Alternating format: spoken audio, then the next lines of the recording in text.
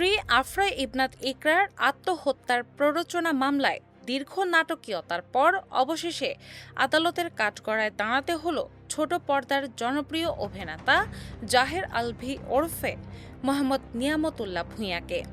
বৃহস্পতিবার 18 জুন ঢাকার metropolitan magistrate আদালতে আত্মসমর্পণ করে জামিন আবেদন করলে আদালত তা নামঞ্জুর করে তাকে কারাগারে পাঠানোর নির্দেশ দেন। তবে এই আত্মসমর্পণকে ঘিরে বিনোদন পাড়া ও সামাজিক যোগাযোগ মাধ্যমে শুরু হয়েছে তীব্র সমালোচনা ও বিতর্ক।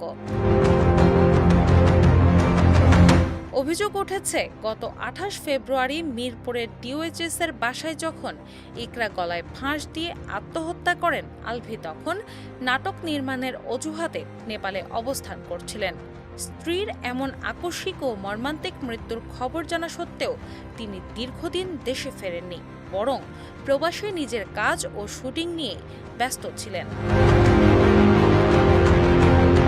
দীর্ঘ সময় ধরে নাটকের কাজ ও ব্যক্তিগত আড়াল বজায় রাখার পর আইনগত জটিলতা চরমে পৌঁছালে অনেকটা গা বাঁচাতে এবং গ্রেফতারি এড়াতে বৃহস্পতিবার 18 জন আইনজীবীদের বহর নিয়ে আদালতে হাজির হন তিনি। 2010 সালের প্রেমের বিয়ে এবং দীর্ঘ 16 বছরের সংসারে একটি সন্তান থাকা সত্ত্বেও ইকরার বাবার অভিযোগ, দীর্ঘদিনের পারিবারিক কলহ ও আলভীর নির্মম মানসিক শারীরিক নির্যাতনই ইকরাকে আত্মহত্যার পথে ঠেলে দিয়েছে।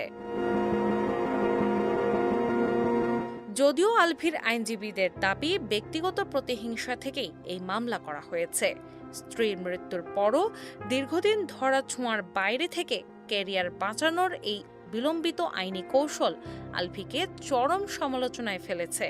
তার এমন বিতর্কিত আচরণকে সাধারণ মানুষ এখন কাঠগড়ায় দাঁড় করাচ্ছে। ডিনা ইসলাম, বাংলাবাজার পত্রিকা।